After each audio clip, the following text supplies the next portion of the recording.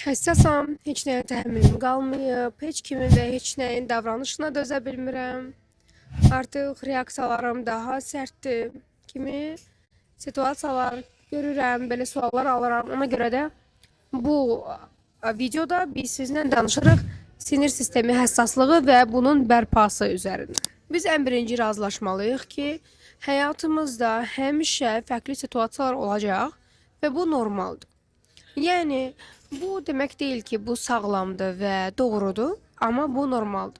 Yəni, siz istəsəniz də, istəməsəniz də başınıza bir şeylərin gəlməyinin təbiiliyini qəbul eləməlisiniz. Çünki biz insanıq və yaşamımız boyu müxtəlif hadisələr və reallıqlarla üzləşəcəyik. Fəqət burada verdiyimiz reaksiyalar və bu baş verən şeylərin bizə təsiri bizim sinir sistemimizin gücü ilə bağlıdır. Bir nevi belə deyək, nə qədər həssasdırsa sinir sisteminiz, nə qədər az təhəmmülünüz, az dözümünüz qalıbsa, nə qədər tez tükənirsinizsə, bu sinir sisteminizin artıq uzun bir müddət stresə, ağrıya məruz qaldığı və həssaslaşdığını göstərir. Bir nevi bağırsaq mikroflorası kimi də baxa bilərik buna.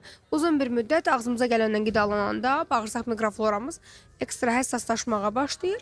Və bu həssaslaşma bizim həyatımızda heç nəyə dözə bilmirəm kimi görünür. Ona görə çox vacibdir sinir sistemini təkrar düzənləməyin məsuliyyətini ən başdan götürmək.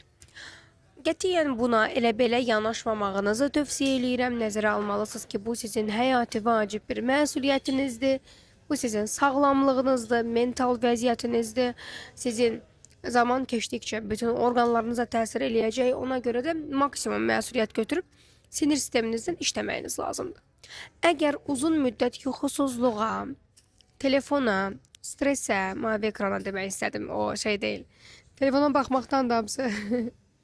Mavi ekrana, scrollingə, stresə, kortizola, əsəbə, yükə, aşırı məsuliyyətə, dolu zehinə məruz qalırsınızsa, normal olaraq sinir sisteminiz başlayır yorulmağa. Elə bil ki, sizin mədəniz, bağırsaq sisteminiz fast foodu bir dəfə yandırdı, əla, 2 dəfə, 3 dəfə, 4 dəfə, 5 dəfə, siz hər dəfə yeyəndə artıq başlayır mədə deşilməyə, mikroflora zəifləməyə, bağırsaq həssaslaşmağa. Ona görə də çox vacibdir sizin bu proses ərzində səmimi olmağınız, gerçək hatalarınızı görməyiniz və bərpa prosesini paralel aparmağınız. Bu nümunə məncə qızlar üçün çox vacibdir. Çünki anti-aging kremləri çəkirsiniz, nəmləndiricilər çəkirsiniz, axşam makyajınızı yuyursunuz ki, gələcəkdə qocalmayasınız. Amma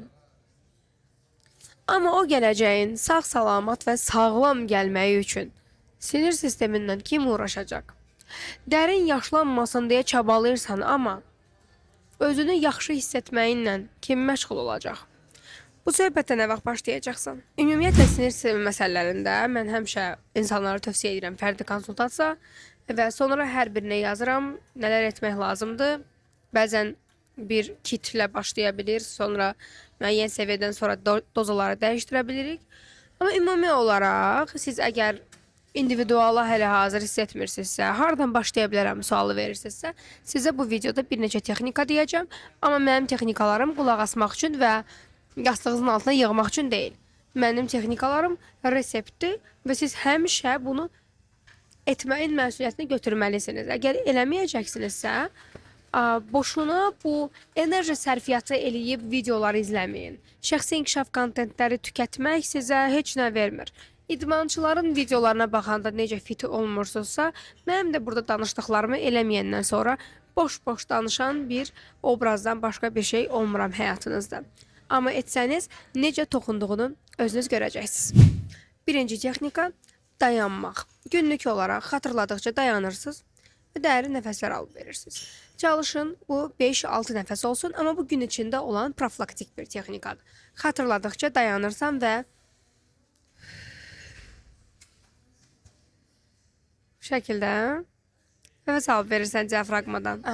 İkinci texnika, bu texnikanı səhər və ya axşam eləyə bilərsən. 6 saniyə nəfəs alırsan, 8 saniyə verirsən və bunu 20 dövr təkrarlayırsan. Bunu bir həftə, 10 gün, 15 gün olduqdan sonra aradakı fərqi və bədənin təşviş səviyyəsi necə düşdüyünü görəcəksən. Üçüncü texnika isə bunlardan sonra oturdun, nəfəs aldın, verdin və təkrarlayırsan. Buradayım, güvəndəyəm, rahat, buradayım, güvəndəyəm.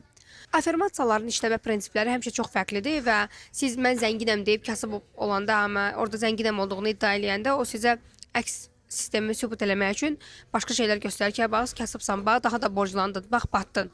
Ona görə affirmasiyalar söhbətində çox diqqətli olmaq lazımdır. İndi mən burada dediyim affirmasiyalar bu texnikalardan sonra işləyir. Amma gərgin olduğunuz halda özünüzə mən sakitəm desəniz bu işləməyəcək. Okay? Sonuncu texnika isə mənim ən sevdiyimdir. Bu nədir? Siz açırsınız 528 MHz və ya daha üstü bir səs. Mən adətən dinləyirəm handpan. Çünki onu sevirəm. Necəsə yumşaq, soft bir səs. Hətta bəzən inanclı dostlarımızda bu dualar olur. Bu da ola bilər. Sizi nə huzurlu hiss etdirirsə, qoşursunuz. Ayırırsınız bir vaxt özünüzə, məsələn 15 dəqiqə, 20 dəqiqə, yarım saat, 5 dəqiqə və sadəcə onu dinləyirsiniz.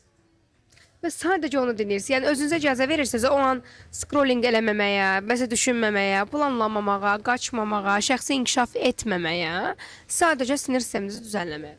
Sadəcə dayanırsınız və onu dinləyirsiniz. Gözləriniz bağlı da ola bilər, açıq da ola bilər.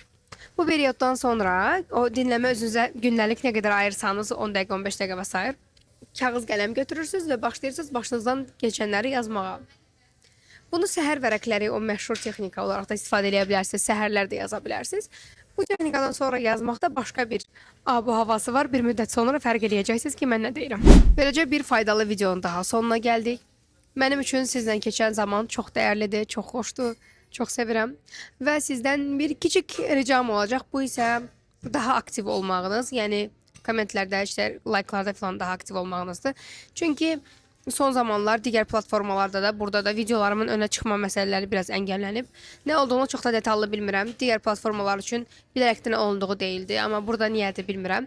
Nəticə etibarı ilə sizdən ricam, əgər həqiqətən sizin üçün dəyərlidirsə, bəyəndinizsə, sizə faydalıdırsa, bunları mənə yazmağınızdır. Həm aktivlik açısından, həm də ciddən mənə motiv olaraq çox kömək eləyir. Siz hər dəfə gözəl rəylər yazdıqca mən random olduğum hər yerdə ağlıma gələn mövzuları danışmağa odaqlanıram. Bu məni çox xoşbəxt eləyir. İndi mən gedirəm, amma yenə gələcəm. Ağlınıza takılan bir mövzu olsa mütləq şərhlərdə yazın, mesaj olaraq mənə yazın, fərq etməz. Göndərin, onlarda danışaq.